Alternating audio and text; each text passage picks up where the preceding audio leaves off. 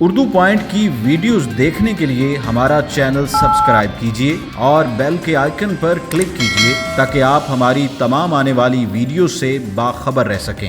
जी नाज़रीन, इस वक्त मैं मौजूद हूँ ज़िला बावल नगर की तहसील है फोटाबाज और ये फोटाबाज शहर है जिसके अंदर ये किला वाक़या है। किला का नाम है फोड़ा और आप मेरे इर्द गिर्द ये देख सकते हैं, ये पुरसरार रास्ते और ये किला की ख़त्म होती जो आपको चीज़ें नज़र आ रही हैं। असरात हैं आज इस किले के यहाँ पर, लेकिन यहाँ पर बादशाहों का बसेरा भी रहा है। यहाँ पर लोग रहा करते थे, यहाँ की जो शामें हैं वो देखने से ताल्लुक़ रखती थी और कुछ लोग ऐसे भी हमारे साथ हैं जो बताते हैं कि इन किलों में क्या हुआ करता था। अच्छा जी, बताएं आप कब से ये देख रहे हैं, इसके असरात क्या थे?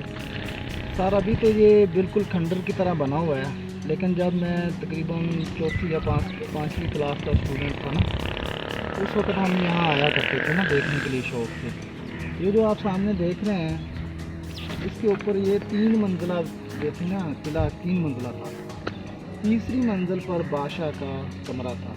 ठीक है। इसका बहुत ही खूबसूरत दरवाज़ा था, बहुत बड़ा, और इतना वो डिज़ाइन इस डिज़ाइन के साथ उसको बनाया गया था कि उसको हाथी भी तोड़ नहीं सकते थे। अच्छा। हाँ, इतना बड़ा गेट था उसका लकड़ी का, बहुत ही खूबसूरत।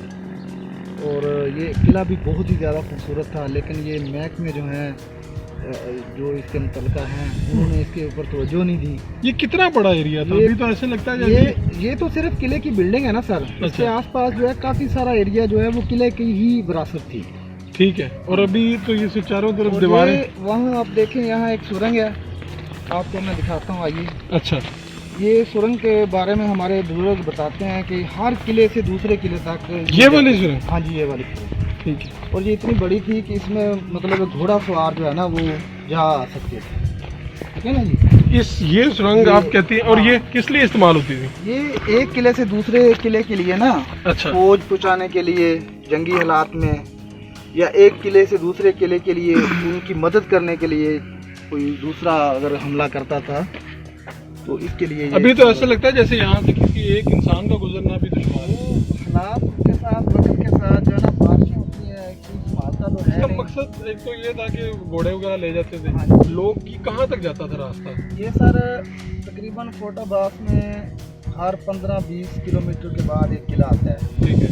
जैसे किला फोटाबाज ये जो है फुलडा, उसके बाद किला वीरगढ़, फिर जामगढ़, फिर किला मरोट, फिर आगे किला मौजगढ़, फिर आगे किला खीरसर, यानी कि ऐसे ना। कितने फासले के बाद एक किला आ जाता है? तकरीबन कोई 30 किलोमीटर के बाद आता है, कोई 20 किलोमीटर के बाद आता है। और ये सुरंगें इस्तेमाल होती थी एक किले से दूसरे किले में जाने हाँ के जी, लिए? ये जो है ना उनका ज़मीनी रास्ता था। ठीक है। ज़मीन के अंदर से एक किले से दूसरे किले के लिए रस्त पहुँचाना, फौज पहुँचाना, उनकी हेल्प के लिए जो है ना ये रास्ते थे।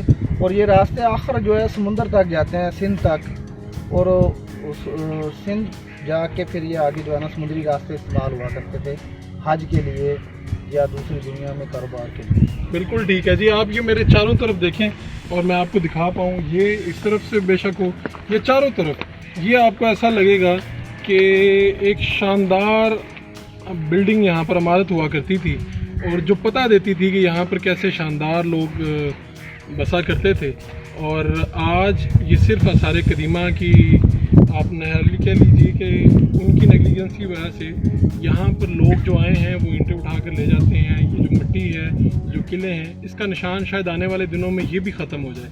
यहाँ पर सोचना होगा डिपार्टमेंट को, आसार कदीमा वाले को, कि हमने क्या करना है। और इस जो ये किले हैं जो हमारी शान हुआ करते थे, जो हिस्टोरिकल भी हैं, हम इनको टूरिस्ट मकासद के लिए भी इस्तेमाल कर सकते हैं, लेकिन आज बदकिस्मती से वो मामला नहीं है।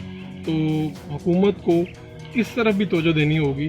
अगर हम इसे इस्तेमाल करें और इसे खोलें तो यहाँ पर से आप बड़ी तादाद में आ सकते हैं। अपने मेज़बान फ़ारूक शहबाज वड़ाइच को फोटाबाज से, किला फोड़ा से इजाज़त दीजिए। अल्लाह निगहबान।